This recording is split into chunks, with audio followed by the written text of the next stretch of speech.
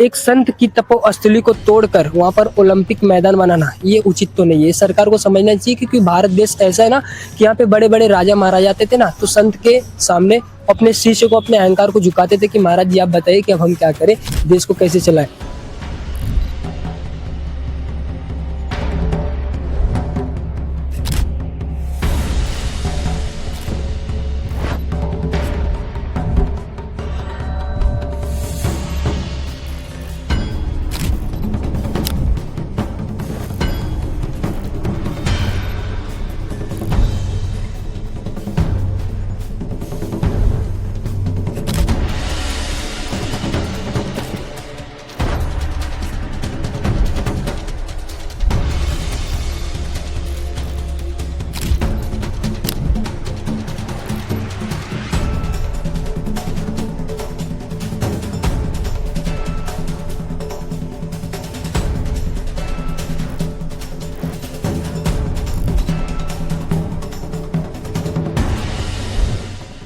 एक संत की तपोस्थली को तोड़कर वहां पर ओलंपिक मैदान बनाना ये उचित तो नहीं है। सरकार को समझना चाहिए क्योंकि भारत देश ऐसा है ना कि यहाँ पे बड़े बड़े राजा महाराजा आते थे ना, तो संत के सामने अपने शिष्य को, अपने अहंकार को झुकाते थे कि महाराज जी आप बताइए कि अब हम क्या करें, देश को कैसे चलाएं। संत श्री आसाराम जी बापू जो आश्रम है वो 50 वर्षों से ऊपर हो गया और वो पूरे भारत के लिए एक दिशा निर्देश दे रहा है। बहुत सारी गतिविधियां चलती हैं वहां से, गरीबों के उत्थान के कार्यक्रम चल रहे हैं, बहुत सारे दैविक कार्य पूरे भारत, पूरे विश्व में चल रहे हैं। तो आप समझ लीजिए कि एक ईंट को भी अगर आप हटाते हो तो समझ लो कि करोड़ों दिलों को आप ठेस पहुंचाते हो, और फिर उसका अंजाम क्या होगा फिर वो आप देख लेना। लेकिन बापूजी ने किसी को ये नहीं कहा कि मेरे लिए तुम ईंट तोड़ो, पत्थर तोड़ो, जेल तोड़ो, लोगों को मारो, रोडों पे उतरो, आक्रोश करो, ऐसा नहीं। आज 50 वर्षों से अधिक संत आसाराम जी बापू ने समाज के हर एक वर्ग में कार्य किया है, चाहे वो बच्चे हों। अभी तो ये बना बना है, ठीक है, ये जो आश्रम में बना बना है सब कुछ ऐसे चल रहा है। आप इसको शिफ्ट करने की बात कर रहे हैं, आपका जो मेन प्रोजेक्ट है उसको भी तो कहीं शिफ्ट कर सकते हैं ना। पूरे भारत में बहुत सारी जगह है, अहमदाबाद में भी कितना बड़ा अहमदाबाद है, वहाँ पे भी कितनी सारी जगह है, तो लेकिन मिला जुला के सब बात आश्रम पे क्यों आती है? कहीं ना कहीं ये साजिश भी हो सकती है, समझना चाहिए।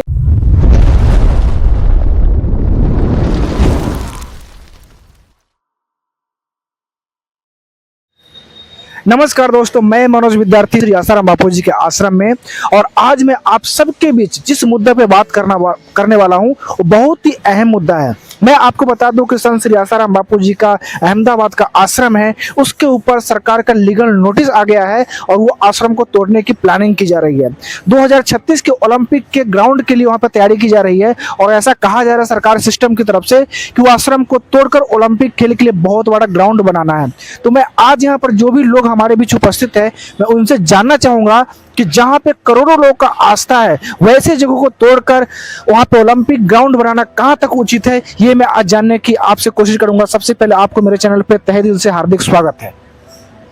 आप मुझे बताइए कि संत श्री आसाराम बापू जी के जो वहाँ पे आश्रम है, और भी कई आश्रम है वहाँ पे न जाने कितने लाखों करोड़ों लोग की आस्था जुड़ा हुआ है उस आश्रम से, और वहाँ पर तो उस आश्रम को तोड़कर और वहाँ पे ओलंपिक के लिए ग्राउंड बनाया जा रहा है। 2036 की तैयारी किया जा रहा है ओलंपिक के लिए, आप क्या कहना चाहेंगे?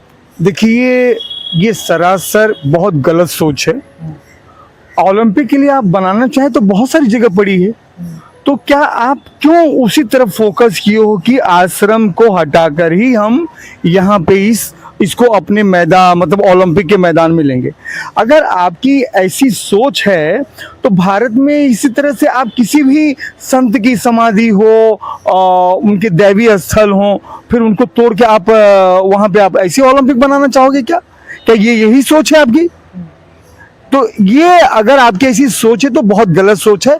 इस सोच को बदलिए, क्योंकि अगर आपने कभी ऐसा करने की अगर एक ईंट को भी अगर वहां से हटाया ना तो पूरे भारत में आग लग जाएगी, क्योंकि बापूजी के करोड़ों शिष्य हैं और वो चुप नहीं बैठेंगे, क्योंकि अभी तक वो बहुत शांति का परिचय दिए हैं।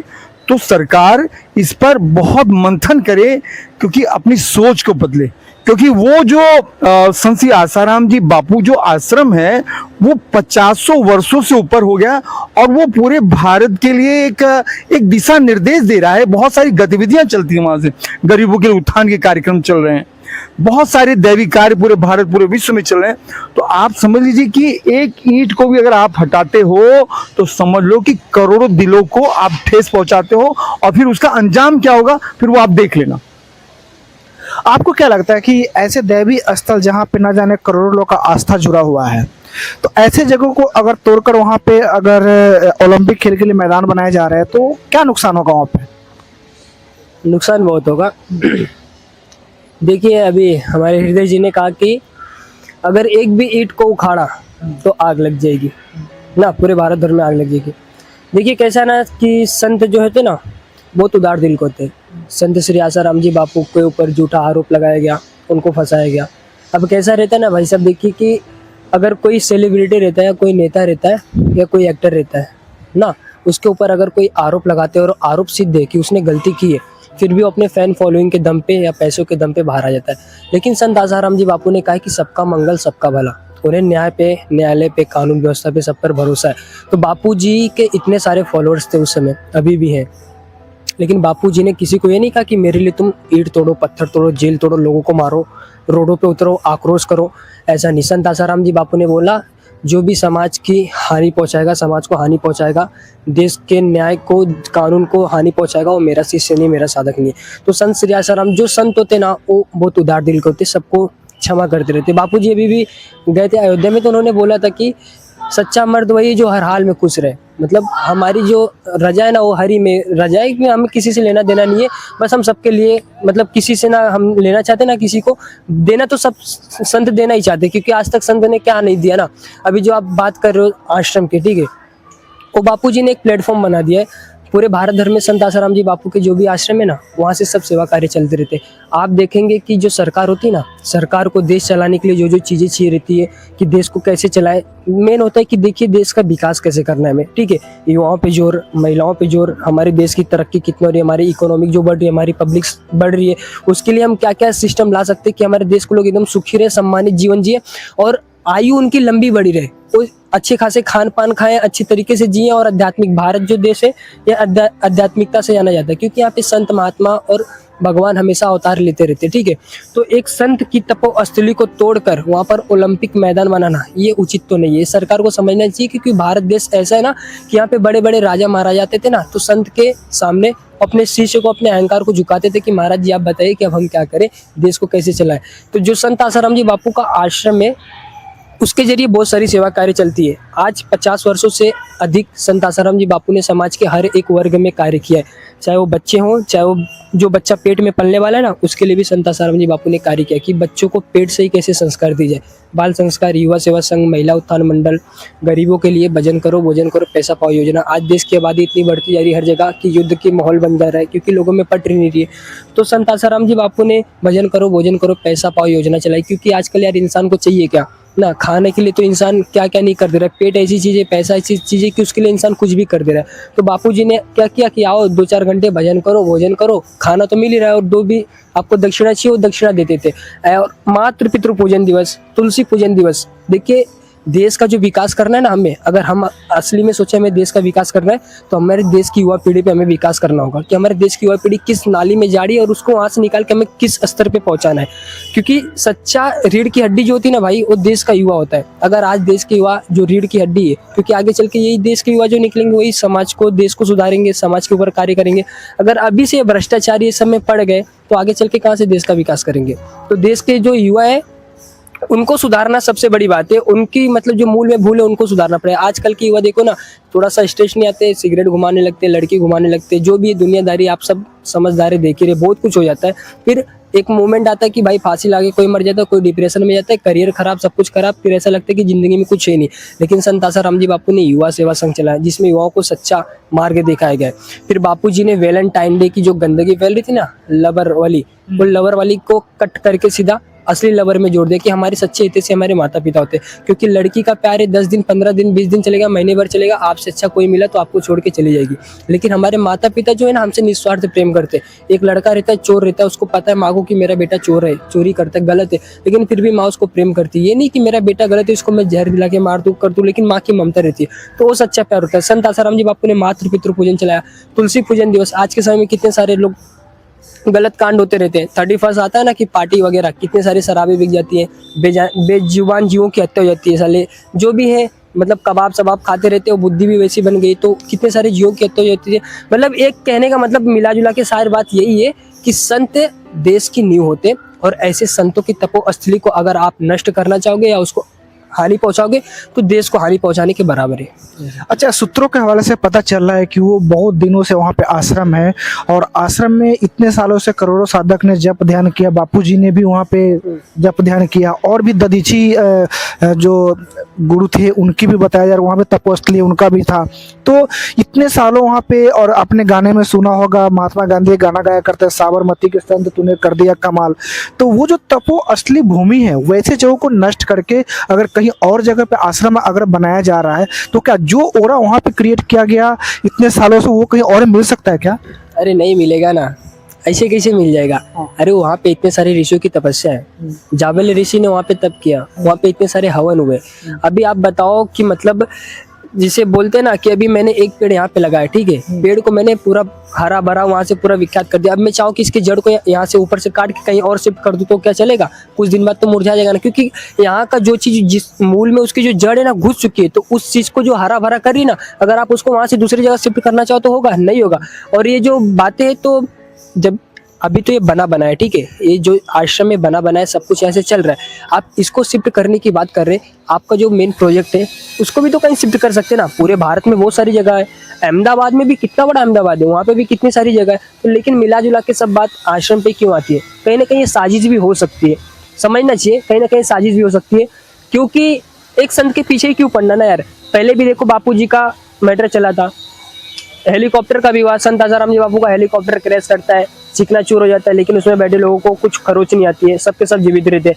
फिर बच्चों की मैटर आती है कि आसाराम जी बापू ने बच्चों के गुरुकुल में पढ़ने वालों को मार दिया, हत्याकांड जो भी है। उसके बाद लड़की का आरोप लगा दिया बापू जी पे कि एक लड़की का रेप की, ऐसा दुनियादारी, इतना सारा तामझाम फैला है पूरी मीडिया में, इतना चला दिया कि लोगों के दिमाग में घुस गया कि आसाराम जी बापू ने ये किया। हाँ, लेकिन आज भी आसाराम जी बापू का कोई बाल बाका नहीं कर पाया, क्योंकि आज भी बापू जी के सेवा कार्य चल रहे हैं, उनके चलाए जा रहे, हर एक कार्य चल रहे हैं, उसको मीडिया नहीं दिखाती है जो भी चलते। अभी आप हर क्षेत्र में देखोगे ना यार कि आसाराम जी बापू का कोई आश्रम मिल जाएगा, वहाँ की सेवा जो भी है, समाज के भले के लिए जो कार्य होता है वो चलते रहेगा।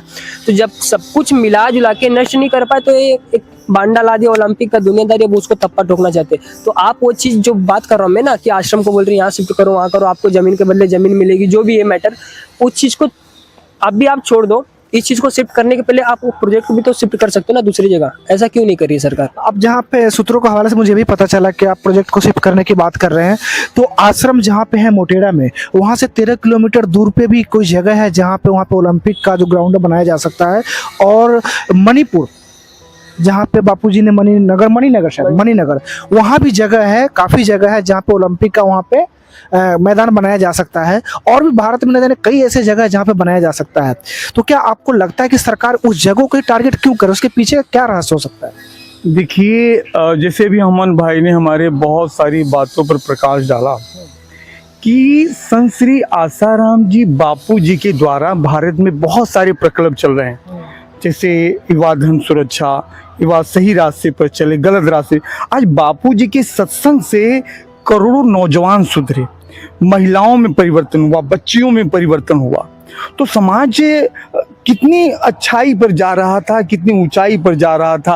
और इसका जो मुख्य वो जो था स्थान है वो संत श्री आसाराम जी बापू अहमदाबाद आश्रम, वहाँ से ये सारे क्रियाकलाप जो है लगातार चल रहे हैं, आज भी चल रहे हैं। तो मैं बहुत ही आश्चर्य में हूँ कि ये सरकार जो हिंदूवादी सरकार है कि मुगलवादी सरकार है। क्या ये मुगलों का जमाना है कि जैसे मुगल हिंदू मंदिरों को तोड़ते थे, हिंदू आस्थाओं को ठेस पहुंचाते थे? तो ये क्या ये सरकार वही सोच कर रही है? हाँ? आज ये बापू जी के आश्रम को ही क्यों फोकस किया जा रहा है, क्यों टारगेट किया जा रहा है? हाँ? ये आप ये क्या चलाना क्या चाहते हो? आप दिखाना क्या चाहते हो पूरी दुनिया को कि हम औरंगजेबवादी हैं, हम मुगलवादी हैं, हमें राम से कोई लेना नहीं, हमें भगवान शिव से लेना नहीं, हमें हिंदुओं से कोई लेना देना नहीं। आप क्रिश्चियन हो, आप ईसाई सरकार हो कि मुसलमानवादी सरकार हो, आप किसके वोटों से ये हिंदूवादी सरकार बनी है आपकी? मैं आपसे पूछना चाहता हूँ मोदी जी, मैं आपसे पूछना चाहता हूँ कि ये सरकार जो बनी है आपके किसके दम से बनी है? हिंदुओं के बल से बनी है कि मुसलमानों के दम से बनी है कि ईसाइयों के दम से बनी? तो ये आप बहुत गलत कर रहे हैं और इस सोच को बदलिए।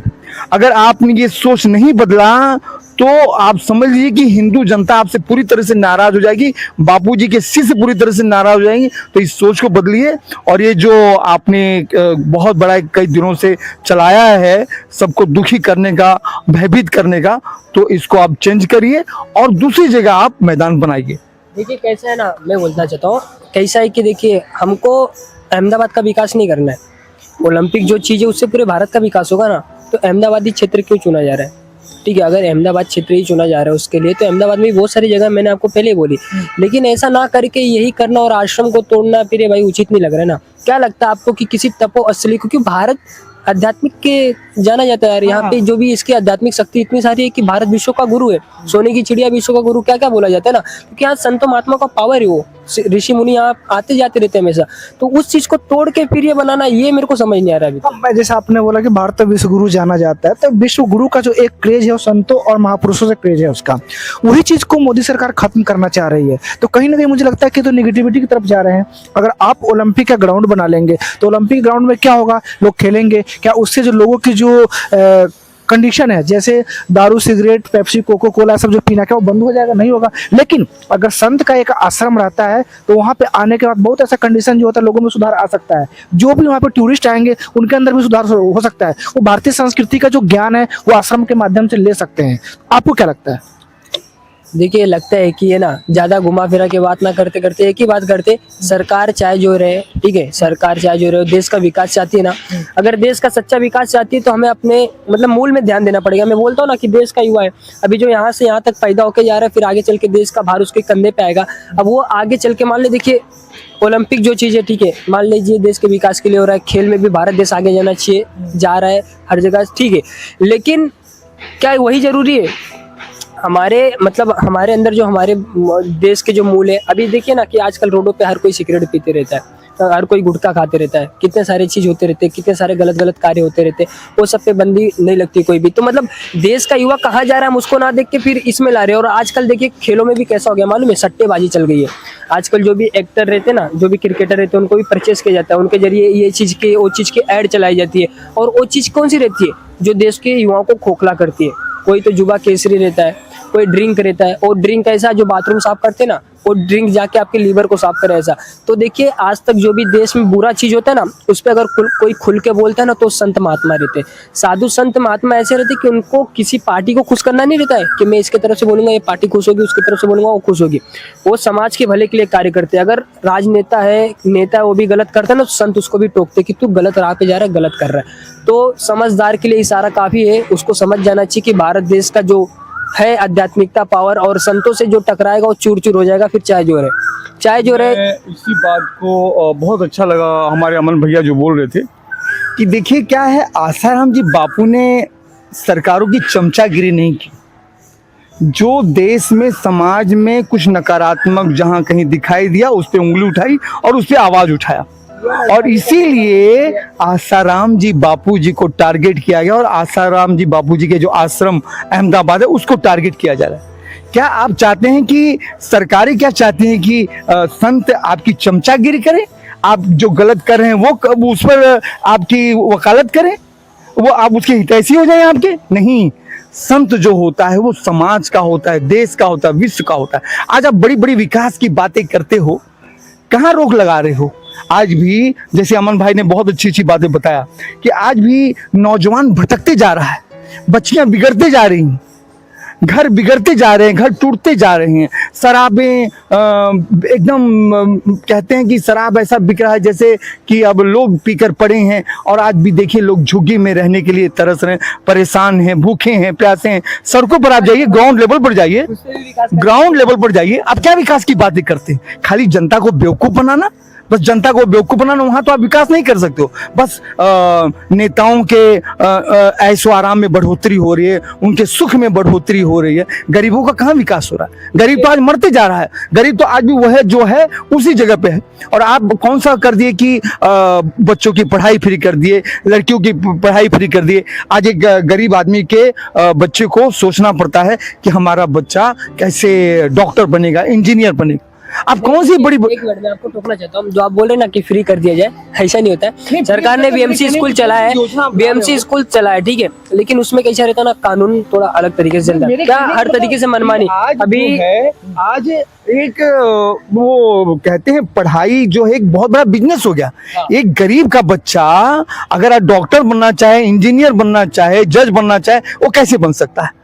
कि कितने पैसे लगते हैं, मेडिकल में कितने पैसे हैं? तो आप बड़ी बड़ी बातें करते हो, देश का विकास नहीं हो रहा है। बड़े बड़े उद्योगपतियों का विकास हो रहा है, बड़े बड़े व्यापारियों का विकास हो रहा है। मतलब बीएमसी स्कूल बनाए, उसमें आपको हर एक चीज प्रोवाइड की जाती है, फीस वगैरह नहीं लगता है, शुल्क नहीं लगता है, बट उसमें सिस्टम कैसा रहता है मालूम है? आजकल लोग बोलते हैं ना कि सरकारी स्कूल है क्या, सरकारी स्कूल है क्या, मतलब सरकारी स्कूल में हर एक फैसिलिटी दी जाती है, बट उसमें क्या रहता है, सिस्टम अलग रहता है। अभी देखिए सिस्टम कैसा रहता है मालूम है? बटन पूरा खुला, न टाई न कुछ। मेरी बात पूरी हो जाने दीजिए। चलिए ठीक है, कैसा रहता है मालूम है? नल भोजन तक आता है स्कूलों में, लेकिन खाना आया, नल चालू करके गया, नल का पानी गिर रहा है, पूरा कचरा है, मतलब कर्मचारी मिला के